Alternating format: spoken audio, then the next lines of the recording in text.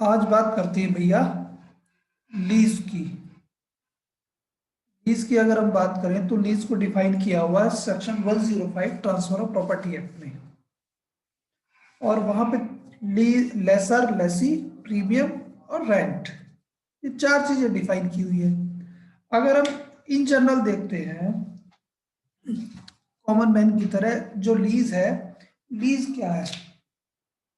Lease एक तरीके से किसी राइट टू एंजॉयमेंट जो होता है प्रॉपर्टी का, उसका ट्रांसफर किया जाता है। आइदर या तो कंसीडरेशन के बदले में, कंसीडरेशन या मनी हो सकता है,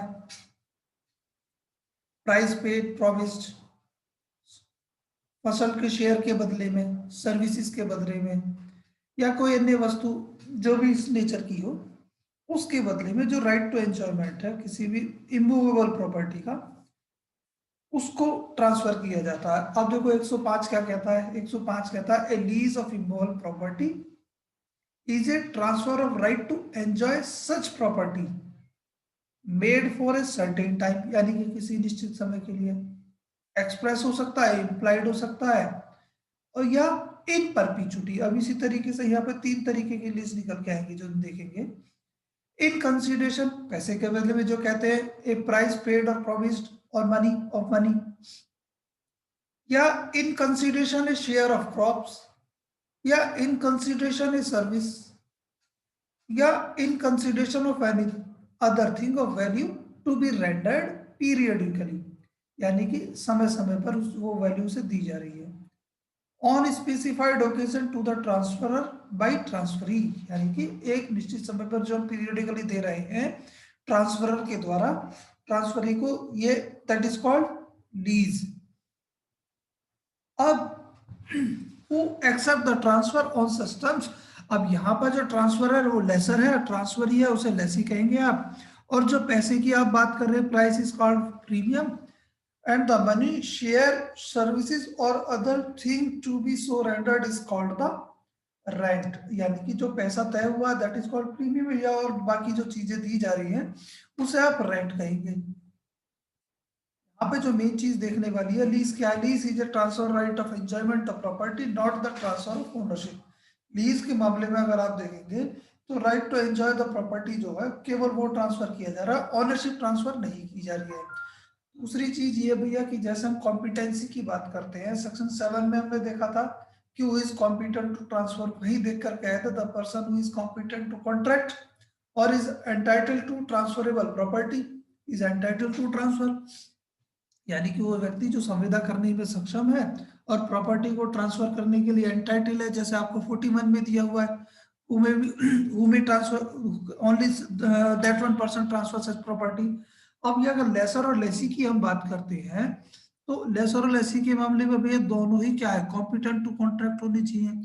अब अगर कॉम्पिटेंसी को देखना है तो प्रियंका भैया कहाँ बताएंगे, कॉम्पिटेंसी कहाँ दी हुई है?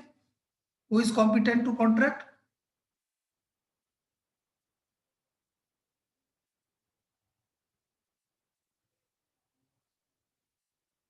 So section 7, persons competent to transfer. नहीं बेटा, ये तो competent person competent to transfer दिया हुआ, मैंने पूछा है कि who is competent to contract.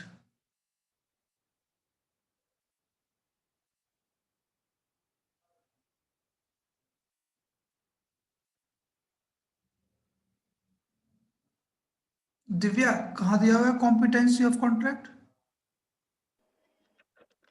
11 of Contract Act. चाहिए तो जो सेक्शन 11 ऑफ कॉन्ट्रैक्ट एक्ट है वो आपको बताता है who is competent to contract. वहां दिया हुआ है the person who is the age of majority, age of sound mind and not disqualified by law for the time being in force is competent to contract. अब यहाँ कह दिया कि दोनों ही कॉम्पिटेंट होनी चाहिए, लेसर भी और लेसी भी। Lessor must also have right to transfer, देखो कॉम्पिटेंसी तो है ही और उसके पास राइट टू ट्रांसफर यानी कि प्रॉपर्टी को एंजॉयमेंट को ट्रांसफर करने का राइट भी होना चाहिए, जो कि हम 7 में देख करके आए थे। Lease executed by minor is void, कह दिया जब वहां कॉम्पिटेंसी हम ऊपर कह के आ रहे हैं कि कॉम्पिटेंट होनी चाहिए, अगर माइनर के द्वारा कोई लीज एग्जीक्यूट की जा रही है वॉइड एब इश्यू होगी। अगर लीज की जब हम बात करेंगे तो जो जो एंजॉयमेंट ऑफ लीज का जो राइट है, राइट इन रैम है, राइट इन रैम और राइट इन पर्सोनम, अंजलि बताएंगे बेटा क्या फर्क होगा इनमें? Sir, right in persona means right against a person, and right in rem means right against the whole world.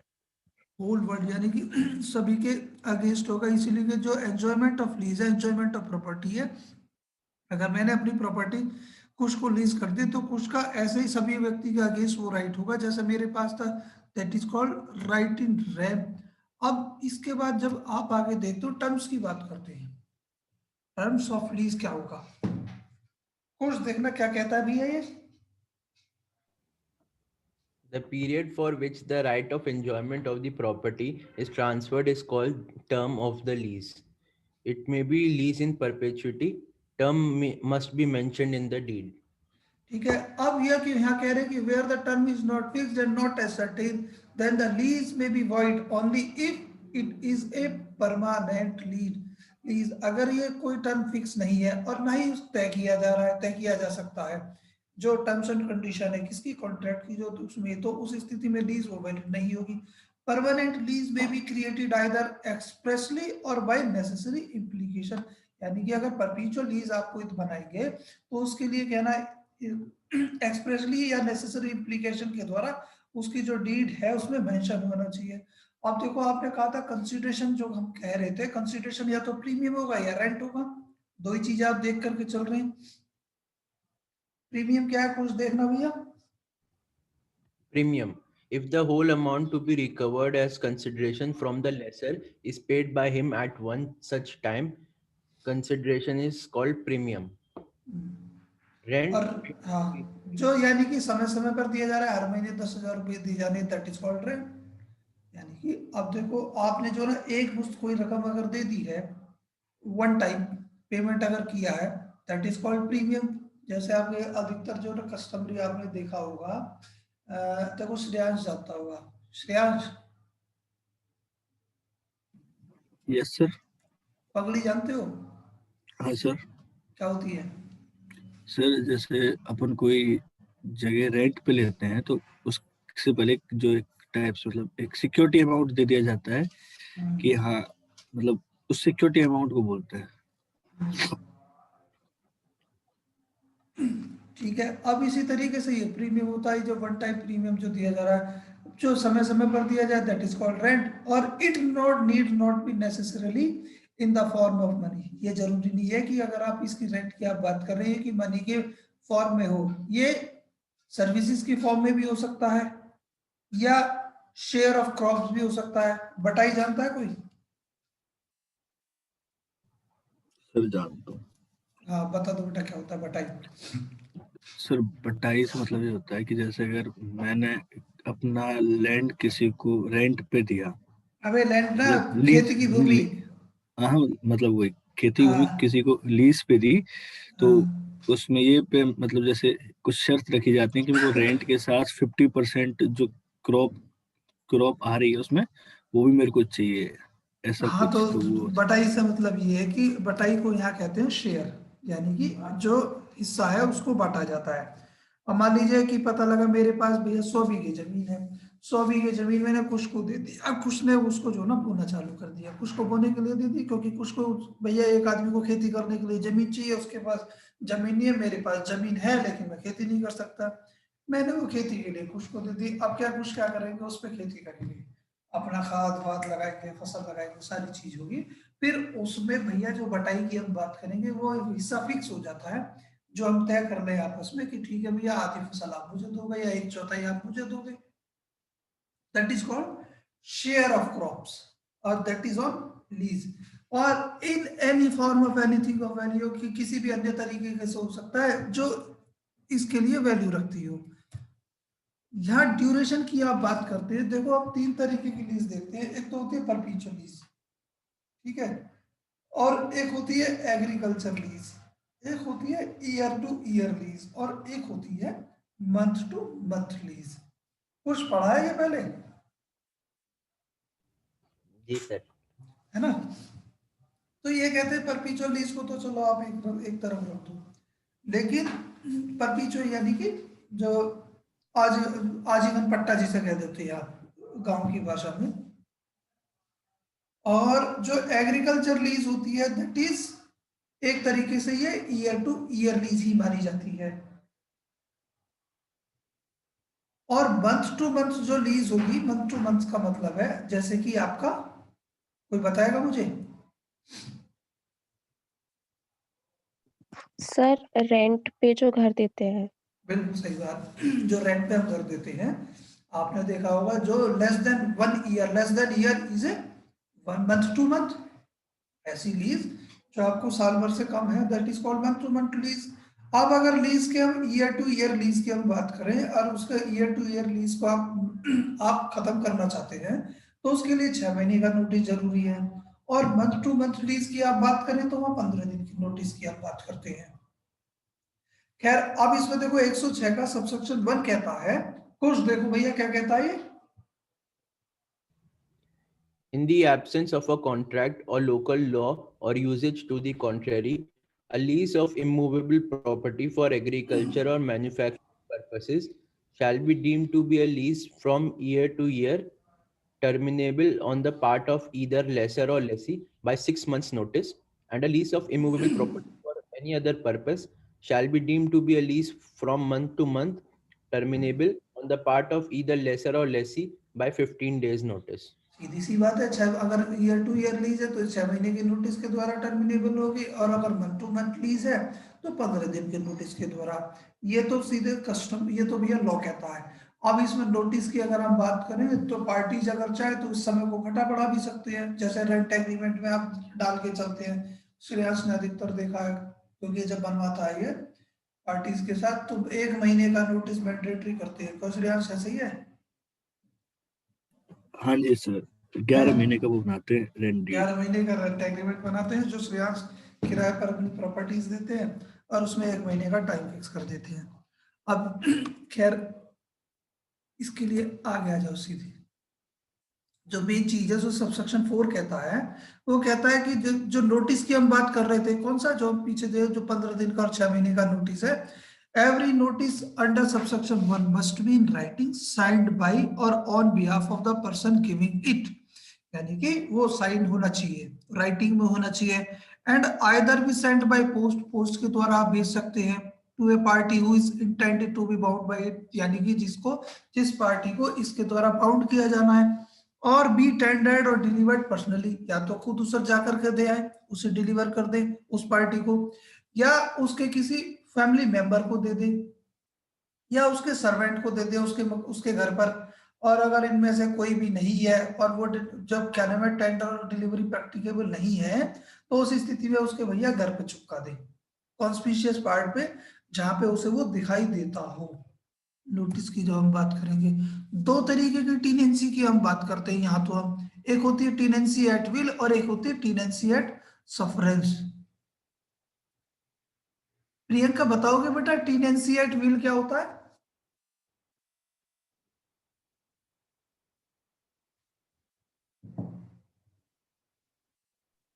Sir ये मैंने पढ़ा तो है बट जाके समझ नहीं आ रहा। कोई बात नहीं। अंजलि भैया आप बता दो, देखो क्या कहता है टीनेंसी एट विल और tenancy by sufferance. Sir tenancy at will यानी कि it is at will of the lessor, तो वो लेसर या लेसी दोनों में से कोई भी, तो यानी कि इसमें जो है इसमें कोई भी टर्म फिक्स नहीं होता है, वो विल पे होता है, दोनों में से किसी की भी विल पे डिपेंड करता है कि कभी भी टर्मिनेट कर जाएगा जब उनका मन करेगा। देखो अगर हमने ये कहा कि देखो जब हम एक चीज हमने देखा था जो परपीचुअल लीज है, परपीचुअल लीज में हमने देखा था कि जहां पे टर्म फिक्स नहीं है लेकिन आइदर एक्सप्रेस और बाय इम्प्लाइड और नेसेसरी इम्प्लीकेशन ये चीज तय कर दी गई है कि भैया की जो ना आजीवन ही होगी, दैट इज कॉल्ड परपीचुअल लीज। अब इसी तरीके से जब हम टीनेंसी एट विल की हम बात करते हैं तो टीनेंसी एट विल में यहाँ सीधा सीधा सा देखो टर्म फिक्स नहीं है कितने समय तक के लिए है, लेकिन जो टीनेंसी है वो कभी भी टर्मिनेट की जा सकती है। ये चीज मेंशन करके चले हम इसमें, कभी भी terminate either at the option of lessor और लेसी, किसी के भी द्वारा। 106 इसके ऊपर एप्लीकेबल होता नहीं है क्योंकि वहां नोटिस और इन सारी चीजों की बात हम करके चले थे। तो ये इस तरीके की जो टीनेंसी है that is called tenancy at will. अब एक होती है tenancy at sufferance. Tenancy at sufferance मतलब जैसा ये श्रेयांश ने अभी 11 महीने के रेंट एग्रीमेंट की बात की थी, 11 महीने पूरे हो गए, 11 महीने के बाद मैं भैया फिर भी उसमें प्रॉपर्टी में कब्जा बनाए हुए हूँ। अब मेरा कब्जा वैसे तो इलीगल है, लेकिन यहाँ जो मेरी होल्डिंग है that the holding is called as tenancy at sufferance, where the tenant continues to hold the possession even after the expiry of the notice to quit. The tenant is not in legal possession of the property. वहां पे जब tenant की आप बात करते हो तो उसके बाद जो पोजीशन है वो लीगल नहीं होता है। In such situation, he is regarded as tenant of sufferance who continues the possession as holding over the property. उस पे कब्जा बनाए हुए without any legal right, बिना किसी विधिक अधिकार के उस प्रॉपर्टी को होल्ड किए हुए, और the holding is called tenancy at sufferance. कोई बात नहीं। अब ये क्वेश्चन उठता है कि भैया चलो हमने ये तो देख लिया लीज होती क्या है, कितने तरीके की होती है, कौन कौन इसमें पार्टी होती है, अब ये बनेगी कैसे। अगर सीधा सा भी अगर ईयर टू ईयर या 1 साल से ज्यादा की लीज है या 1 साल से अधिक का जो रेंट है उसको रिजर्व किया जा रहा है, तो clear cut by registered instrument. और अन्य जो भी लीज है जिसे आप मंथ टू मंथ लीज कहते हैं वो ऑप्शनल है, ओरल एग्रीमेंट के द्वारा हो सकती है। बस शर्तें क्या, उसमें दोनों ही चीजों में एक चीज जुड़ी हुई है, बाय डिलीवरी ऑफ पोजीशन। देखना कुछ क्या कहता है भैया। A lease of immovable property from year to year or for any term exceeding 1 year or reserving a yearly rent can be made only by a registered instrument.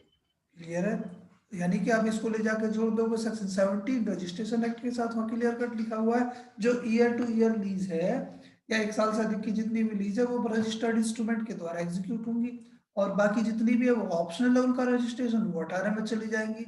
जिसे आप rent agreement 11 महीने का है उसको श्रेयांश उसको रजिस्टर्ड कराते हो क्या? नहीं सर, वो तभी तो 11 महीने बनवाए, इसलिए जाता है कि रजिस्टर्ड की जरूरत नहीं है उसमें। हाँ 11 महीने का इसीलिए बनवाते हैं क्योंकि रजिस्ट्रेशन की जरूरत नहीं है, वो खाली नोटरी से काम चल जाता है उसका। अब ये कह रहे हैं कि where a lease of immovable property is made by registered instrument, अगर जो लीज है इमूवेबल प्रॉपर्टी की बाय रजिस्टर्ड इंस्ट्रूमेंट है तो उस इंस्ट्रूमेंट की हम बात करते हैं, सच इंस्ट्रूमेंट और where there are more instruments than one, या जहां एक से ज्यादा इंस्ट्रूमेंट है, each such instrument shall be executed by both the lessor and lessee. यानी कि किसी भी स्थिति में जहां लीज की हम बात कर रहे हैं रजिस्टर्ड इंस्ट्रूमेंट की, वो दोनों ही पार्टियों के द्वारा, पक्षकारों के द्वारा एग्जीक्यूट होगा। क्लियर है भैया, या इसमें किसी को डाउट है यहाँ पे? नहीं है?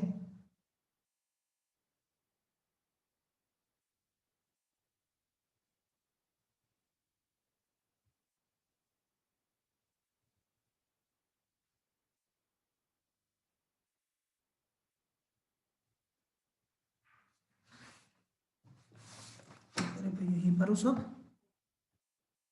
यहाँ तक तो किसी को कोई डाउट नहीं है ना? नहीं सर। नहीं सर। चलो अब इसके बाद भैया 108 आपका सीधा सारी ही चीजें बता देता है। ये तो भैया जो पार्टीज है, liabilities of lessor, right of lessee, liabilities of lessee, सारी चीजें बता देगा। अब इसके 108 के क्लॉज ए से लेकर सी तक तो आप बात करते हैं लाइबिलिटीज ऑफ लेसर की, जबकि क्लॉज डी से क्लॉज जे तक बात करते हैं राइट ऑफ लेसी की, और क्लॉज के से क्लॉज क्यू तक हम बात करते हैं लाइबिलिटीज ऑफ लेसी की। कुछ देखना क्या कहता है भैया ये।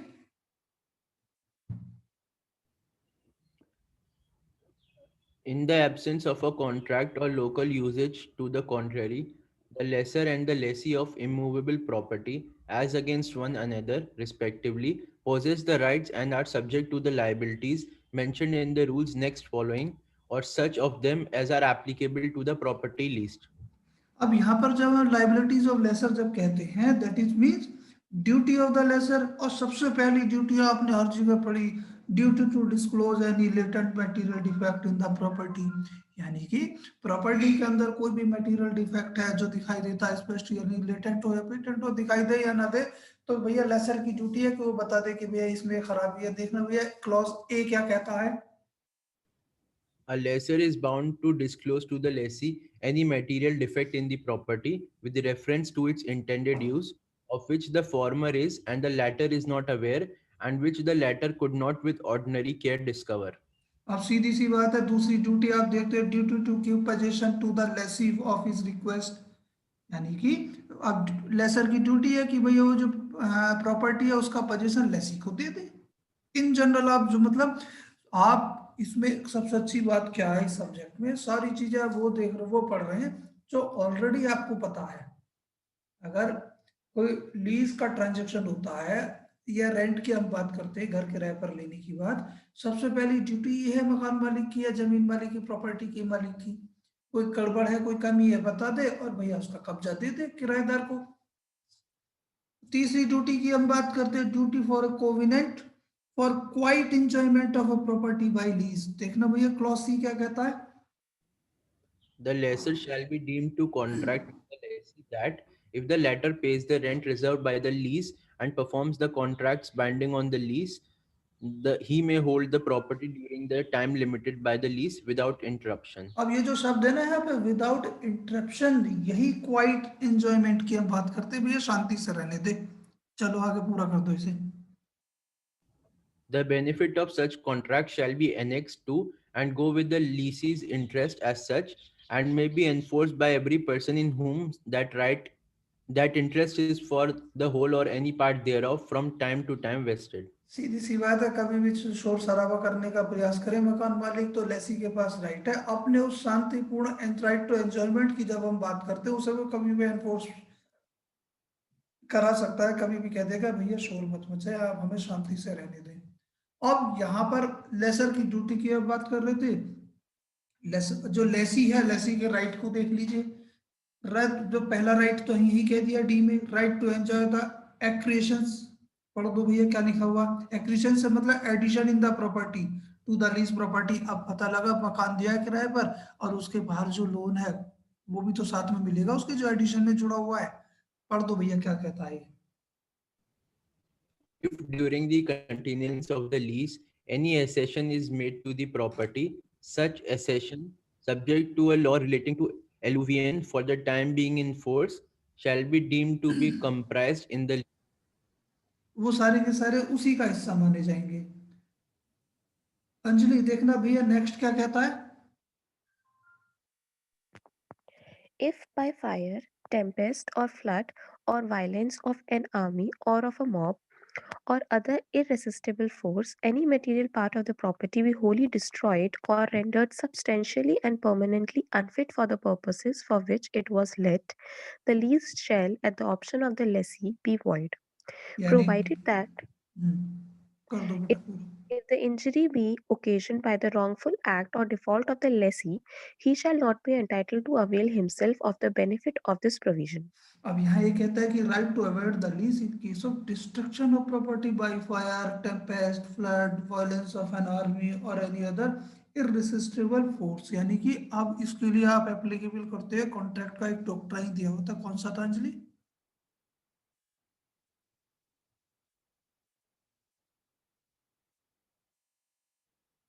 कुछ कौन सा था भैया,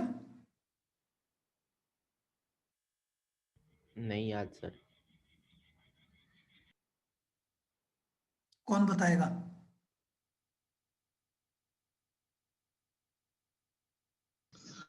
फ्रस्ट्रेशन। हाँ बिल्कुल ठीक बात, जो डॉक्ट्राइन ऑफ फ्रस्ट्रेशन है वो यही था कि जब at the time of making contract the terms and condition are such of nature that the parties were in a position to enforce or perform, but due to subsequently some circumstances the parties are not in a position, parties are not able to perform their liabilities either by death of parties or due to destruction of subject matter। यहाँ भी तो हम कह के चल रहे हैं fuel in case of destruction of property by fire, by tempest, flood, violence of an army or any other irresistible force. So it means contract is void just because of para 2 of section 56. That's why अब यहाँ पे ये कह दिया कि right to avoid the lease, फिर उस स्थिति में इस कंडीशन में जो लेसी है उसकी एक राइट है कि वो उसको भैया लीज है उसको अवॉइड करा देगा, वो अवॉइड तो हो ही जाएगी खाली उसके हिसाब से। लेकिन प्रोवाइडेड ये कहता है कि अगर उसके खुद के पार्ट पर कोई गलती है, भाई साहब ने जो है कुछ ऐसा काम शुरू कर दिया जिससे कि वो प्रॉपर्टी अपने आप ही डिस्ट्रॉय हो रही है, वो अपने आप नुकसान पहुंचा रहा है, तो उस स्थिति में लेसी को ये राइट नहीं मिलेगा। अंजलि भैया नेक्स्ट पढ़ देना, क्या कहता है भैया? If the lessor neglects to make within a reasonable time after notice any repairs which he is bound to make to the property, the lessee may make the same himself and deduct the expense of such repairs with interest from the rent or otherwise recover it from the lessor. तो इसके लिए कहता है right to repair the property when lessor fails to do so and to deduct the cost of repair from rent. सीधी सी बात है कि जो ना लेसी का एक राइट है कि वो प्रॉपर्टी को खुद रिपेयर करा ले अगर वो लेसर नहीं करा रहा है, और उसके बाद जितनी भी उसकी कॉस्ट थी उसे वो किराए में से काट ले। नेक्स्ट पढ़ दो भैया। If the lessor neglects to make any payment which he is bound to make and which, if not made by him, is recoverable from the lessee or against the property, the lessee may make such payment himself and deduct it with interest from the rent or otherwise recover it from the lessor.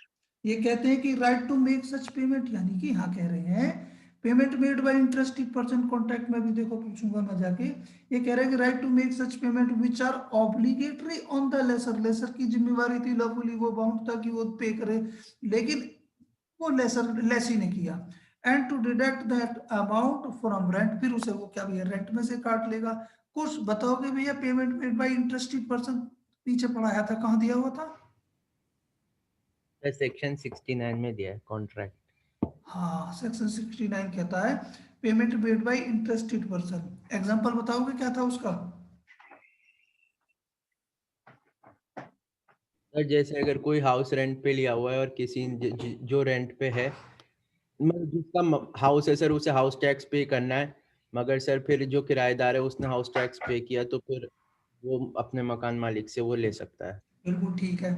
फिर अंजलि देखना आगे क्या कहता है भैया। The lessee may, even after the determination of the lease, remove at any time whilst he is in possession of the property leased, but not afterwards all things which he has attached to the earth, provided he leaves the property in the state in which he received it. अब दूसरा ये कहते हैं कि right to remove the fixture made by him during tenancy. अब next पढ़ दो भैया।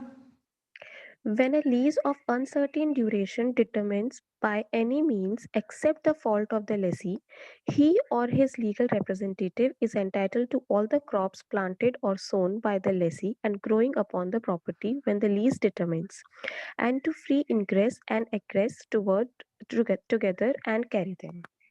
तो इसको इन शॉर्ट आप देख लेते हैं, right to have the benefit of a crops growing on the land sown और planted by him, and right to assign his interest in the lease property, that is right to sublet the property, जो आपका clause जे कहता है। पढ़ दो अंजलि इसको क्या कह रहा है।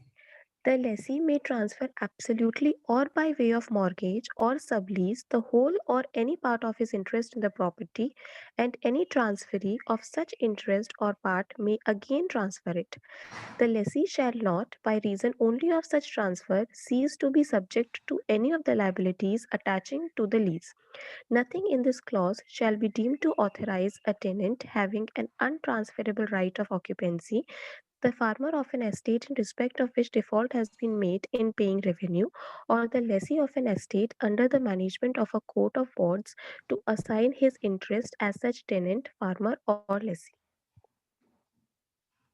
अब यहाँ पे भैया लेसी की लायबिलिटी भी होती है कुछ। अच्छा देखो कितनी अच्छी बात है, सारी चीजें एक ही सेक्शन में देती है लिखने वाले ने, बच्चों को कोई परेशानी है एक साथ सारी पढ़ दो, काम खत्म हो जाता है आपका। अब लेसी की जो लायबिलिटी है सबसे पहली आती है जैसे कि हमने क्या कहे थे ऊपर, इसी तरीके से यहाँ कहते हैं duty to disclose fact materially increasing the value of property, यानी कि अगर प्रॉपर्टी की कोई वैल्यू बढ़ रही है, इस तरीके के जो तथ्य हैं वो लेसी की जिम्मेदारी है कि वो लेसर को इसके बारे में बता दे। अब देखो कुछ देखना क्या कहता है भैया क्लॉज के,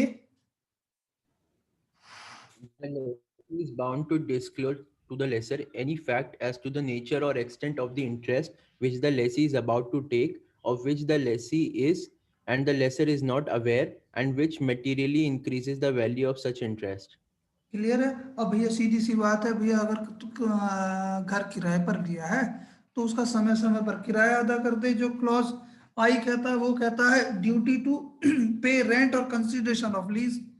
वहां पे क्या है, उसकी जिम्मेवारी है कि वो कंसिडरेशन देता रहे और रेंट भी देता रहे उस प्रॉपर्टी का जिसकी उसने लीज पर लिया हुआ है। देखना कुछ क्या कहता है भैया ये? The lessee is bound to pay or tender at the proper time and place the premium or rent to the lessor or his agent in this behalf. सही है ना। अब एक जिम्मेवारी ये भी है कि जैसे हम बेली की देखी थी और उसके बाद प्लेजी की देखी थी सॉरी, उसी तरीके से यहाँ पे जो लेसी है, लेसी भी भैया प्रॉपर्टी को इसी तरीके से यूज करे, इसी तरीके से देखे जैसे उसकी अपनी, और उसको मेंटेन करता रहे समय समय पर। Duty to maintain the property, पढ़ दो भैया क्या कहता है। The lessee is bound to keep, and on the termination of the lease to restore, the property in as good condition as it was at the time when he was put in possession, subject only to the changes caused by fear or irresistible force, and to allow the lessor and his agents at all reasonable times during the term to enter upon the property and inspect the condition thereof, and give or leave notice of any defect in such condition, and when such defect has been caused by any act or default on the part of the lessee, servant or agents, he is bound to make it good within 3 months after such notice has been given or left. सीधी सी बात है, अभी उसकी जिम्मेवारी है जैसा लिया था वैसे ही वापस कर दे। अब ये आगे कहता है, देखना अंजलि क्या कहता है भैया clause N. If the lessee becomes aware of any proceeding to recover the property or any part thereof, or of any encroachment made upon, or any interference with the lessor's rights concerning such property, he is bound to give with reasonable diligence notice thereof to the lessor. एक line में बता दो इसकी जो क्या duty होगी लेसी की भैया ये।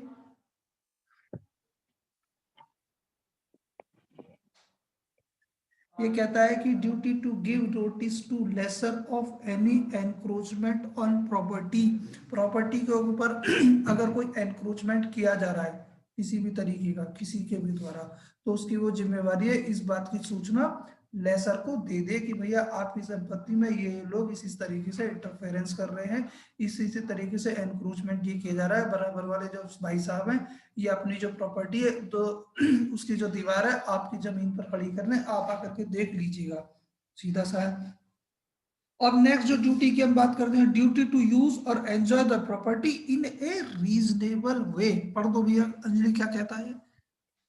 The lessee may use the property and its products, if any, as a person of ordinary prudence would use them if they were in his own, but he must not use or permit another to use the property for a purpose other than that for which it was leased, or fell or sell timber, pull down or damage buildings belonging to the lessor, or work mines or quarries not open when the lease was granted, or commit any other act which is destructive or permanently injurious thereto. और भैया फिर उसके बाद लेसी की एक जिम्मेवारी ये भी है कि अगर उसने कोई प्रॉपर्टी किराए पर ली है तो उसके ऊपर वो भैया कोई भी परमानेंट स्ट्रक्चर ना बनाए। इन जनरल सभी जानते हैं, और अगर कोई चीज बनाना भी है बहुत जरूरी है तो उसके लिए क्या है, लेसर की कंसेंट बहुत जरूरी है। सीधा सीधा सा कहते हैं duty not to erect any permanent structure without lessor's consent. पढ़ देना कुछ क्या कहता है ये। He must not, without the lessor's consent, correct on the property any permanent structure except for agricultural purposes. Clear है। और सीधा सा भैया ये कहता है कि duty to transfer the possession और डिटर्मिनेशन ऑफ लीज। जैसे ही लीज खत्म हो जाए तो वापस जो है लेसर को उसका कब्जा दे दे, या नहीं। अब जब कब्जा देने की बात आ गई, डिटर्मिनेशन की बात आ गई, तो ये देख लेते हैं कि भाई जो लीज है किस किस तरीके से डिटरमाइन होती है। डिटरमाइन इन द सेंस ये है कि किस तरीके से वो खत्म होगी। अगर हम इसके देखते हैं तो भैया क्लॉज ए से लेके क्लॉज एच तक कितने काइंड हुए, कितने तरीके हुए, 8 तरीके हो जाते हैं। 8 तरीके से कोई भी प्रॉपर्टी जो है, कोई भी लीज जो है वो समाप्त हो जाएगी। पहला bye efflux time of time, यानी कि जब टाइम खत्म हो जाए। दूसरा कहता है by happening of specified event, यानी कि किसी स्पेसिफाइड इवेंट के होने पर वो डिपेंड कर रही थी, वो पूरी हो जाए। यानी कि जैसे कि लीज, सीधी सी बात है, शादी के लिए मैरिज होम बुक कराया था 3 दिन के लिए, शादी हो गई, काम खत्म हो गया, ठीक है भैया वापस लो। अब by termination of lessor's interest, अब क्या है, जो लेसर है, लेसर का इंटरेस्ट खत्म हो गया, सीधा सा कि पता लगा वो लेसर ने जो प्रॉपर्टी है किसी अन्य व्यक्ति को बेच दी, अब उसका तो वो राइट उस पर रहा नहीं। तो उस स्थिति में क्या माना जाएगा, ये तय करना पड़ेगा कि जो फिर उसके बाद जो कंटिन्यूशन में वो लीज रहती है या नहीं रहती है। और उसके बाद ये कहते हैं कि बाय मर्जर, कुछ पढ़ देना क्या कहता है बाय मर्जर ये। In the case, the interest of the lessee and the lessor in the whole of property become vested at the same time in one person in the same right. और by express surrender, जो lessee है वो खुद उसको छोड़ दे। या by implied surrender, implied surrender ऐसा है कि भैया वो कोई ऐसा काम करे जिससे कि पता लग जाए उसकी जो टीनेंसी है वो खत्म हो जानी है। जैसे कि अगर टीनेंसी में जो लीज है, लीज में मेंशन करके चले थे कि आप इसे सबलेट नहीं करेंगे, लेकिन वो सबलेट करते हैं, तो इसका मतलब क्या होता है, वो अपना जो राइट है वो उन्होंने खत्म कर दिया है। या बाय फॉरफीचर, जो जी कहता है फॉरफीचर, यानी कि फॉरफीट कर दिया जाए। और दूसरा by expiry of notice to quit, यानी कि जो नोटिस दिया गया था, हम पढ़कर आए थे, नोटिस कौन से सेक्शन में दिया जाएगा, खुश?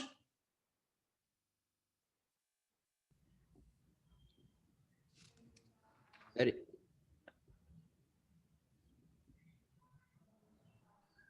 पीछे हम 106 में तो पढ़ के आए थे।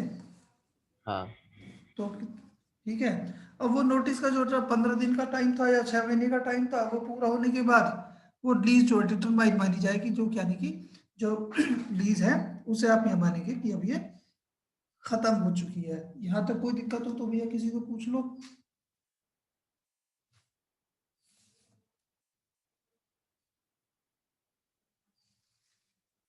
यहाँ तक किसी को कोई दिक्कत नहीं है भैया?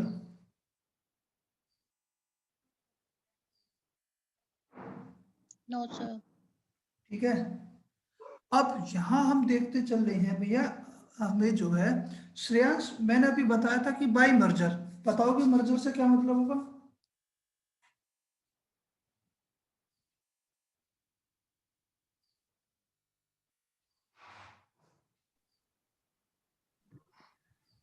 सर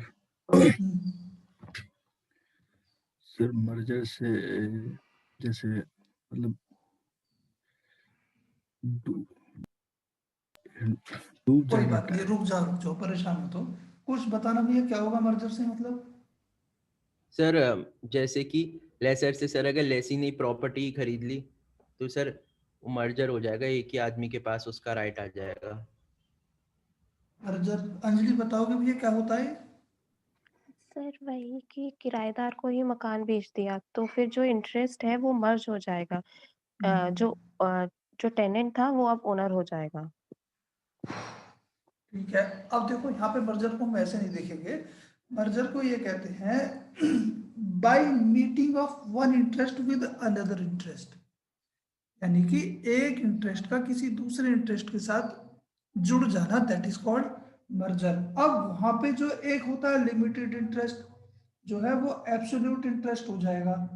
और there is a merger because in smaller interest जो है, जो छोटा वाला है, किसी दूसरे बड़े इंटरेस्ट के साथ जुड़ जाता है। अब मान लीजिए एक 100 गज का टुकड़ा है, वो किराए पर दिया हुआ था, वो 100 गज का जो टुकड़ा है वो जुड़ जाता है किसी बड़े 500 गज वाले टुकड़े के साथ, तो जो 100 गज वाले जो राइट है वो 500 गज में जाके मिक्स हो जाएंगे।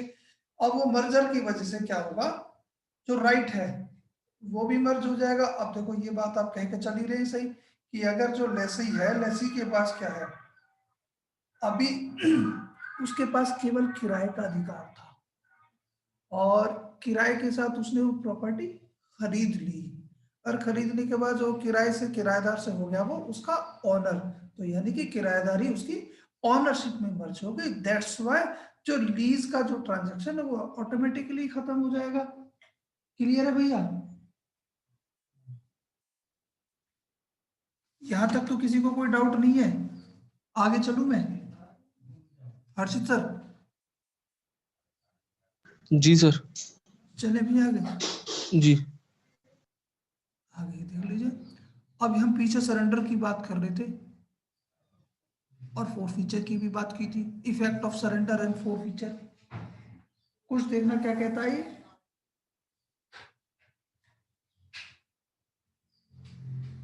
The surrender, express or implied, of a lease of immovable property does not prejudice an under lease of the property or any part thereof previously granted by the lessee on terms and conditions substantially the same, except as regards the amount of rent as those of the original lease, but unless the surrender is made for the purpose of obtaining a new lease, the rent payable by and the contracts binding on the under lessee shall be respectively payable to and enforceable by the lessor. कहना बताना चाहोगे क्या कहना चाह रहा है ये?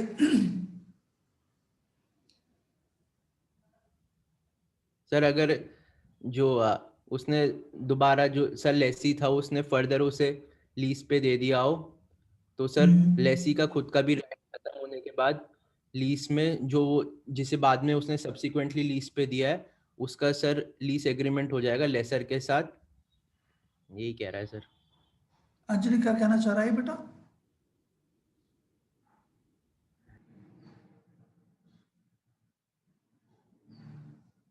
Sir ये कहना चाह रहा है कि अगर लेसी ने जो लीज है वो अपने आप ही सरेंडर कर दिया, तो इसका मतलब ये नहीं है कि जो सब लीज करी गई थी, जो सब लेसी को ग्रांट करी गई थी, वो उसके भी टर्म्स एंड कंडीशंस चेंज हो जाएंगे, वो ओरिजिनल लीज की तरह ही रहेंगे। बिल्कुल सही बात है। यानी कि अगर देखो अब इसको पहले करते हैं, जो प्रॉपर्टी लीज पे गई थी तो लेसी ने उसको सबलेट किया हुआ था, सब लीज पे किया हुआ था। अब उसके बाद उसने वो प्रॉपर्टी का सरेंडर कर दिया, लीज का सरेंडर कर दिया, तो उसके बाद भी सरेंडर का मतलब ये नहीं है कि जो सबलेसी है, सबलेसी के राइट भी खत्म हो जाएंगे, या जो सबलीज का जो ट्रांजेक्शन है वो भी सरेंडर हो जाएगा, वो एज इट इज रहेगा, उसके ऊपर कोई दुष्प्रभाव उसका नहीं पड़ेगा सरेंडर का, वो एज इट इज एग्जिस्टेंस में रहेगा। अब ये कह रहे हैं कि effect of holding over, holding over को दिया हुआ है भैया 116 में। 116 केवल दो चीजें बताएगा, देखो फिर भी बड़ा सा ये पढ़ तो देखो, कुछ देखना क्या कहता है।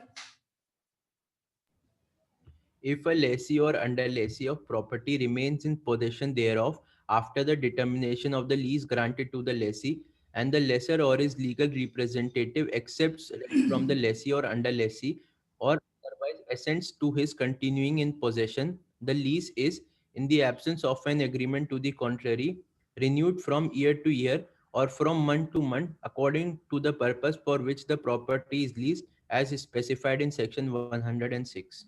तो यानी कि क्या कहना चाह रहा है कि जो हम टीनेंसी बाय सफरेंस की बात कर रहे थे कि एक व्यक्ति जो भैया कब्जे में रहता है, डिटर्मिनेशन के बाद भी जो उसका कब्जा है वो वैलिड कब्जा नहीं होता है, तो वहां पे उसका कब्जा माना जाता है, यानी कि जो माने जाते हैं टीनेंसी एट सफरेंस। अब क्या है, लेसर है, उसके बाद डिटर्मिनेशन हो गया, नोटिस दे गया, खत्म होगी भैया उसकी लीज जो है डिटरमाइन हो चुकी है, जो 111 कहता है, क्योंकि नोटिस दे दिया, नोटिस का टाइम पीरियड भी खत्म हो गया। लेकिन उसके बाद भी वो भाई साहब ने क्या है, रेंट अगर ले लिया तो क्या माना जाएगा, ये माना जाएगा कि उसने उसकी टेनेंसी को एसेट दे दी है। इफ ए लेसी और under lessee of property remains in possession thereof after the determination of the lease granted to the lessee and the lessor or his legal representative accept rent from the lessee or under lessee। under lessee से क्या मतलब है कुछ? Sir जो लेसी ने आगे further lease पे दे दी हो। हाँ, जो सबलेसी जो सबलेट किया होता है जिस व्यक्ति को, और otherwise assent to his continuing in position the lease is in the absence of an agreement to the contrary renewed from year to year or month to month according to the purpose for which the property is leased as specified in section 106।